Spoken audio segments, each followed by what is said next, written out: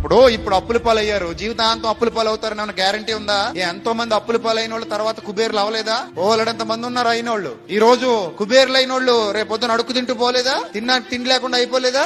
ఓలడంత మంది ఉన్నారు. అందుకే పెద్దలు అంటారు, బళ్ళు వాళ్ళు అవుతాయట, వాళ్ళేమవుతాయట, బళ్ళు అవుతాయట. పరిస్థితులు ఎప్పుడు ఒకలా ఉండవు, గుర్తుపెట్టుకోండి. చాలా మంది పరిస్థితులు ఎప్పుడు ఒకలాగే ఉంటాయనుకుని చచ్చిపోతుంటారు బుద్ధిహీనులు. వర్షాకాలాన్ని చూసి చచ్చిపోతే శీతాకాలం రాబోతుందన్న విషయం గుర్తుకు రావాలి నీకు. శీతాకాలంలో చలికి చచ్చిపోతారనుకుంటే ఎండాకాలం రాబోతుందన్న వాస్తవం అర్థం కావాలి నీకు. ఎండాకాలంలో వేడికి చచ్చిపోతారనుకుంటే వర్షాకాలం మరలా రాబోతుందన్న విషయం నీకు అర్థం కావాలి. లైఫ్ అనేది ఒక చక్రం, ఎప్పుడు ఒకలా ఉండదు. 9 నెలలు సంతోషంగా ఉండి 9వ నెల పూర్తయ్యేసరికి ప్రసవ వేదన అనుభవించి చచ్చిపోవాలన్నంత బాధ అనుభవించి తర్వాత పిల్లాడు క్యార్ మనగానే అన్ని మర్చిపోయేవాడిని ఎత్తుకుని ముద్దులెట్టేసుకుని నవ్వేసుకుంటుంది తల్లి. అంటే ఈ సమస్యలు, కష్టాలు, కన్నీళ్లు వస్తాయి, పోతాయి, ఉండవు.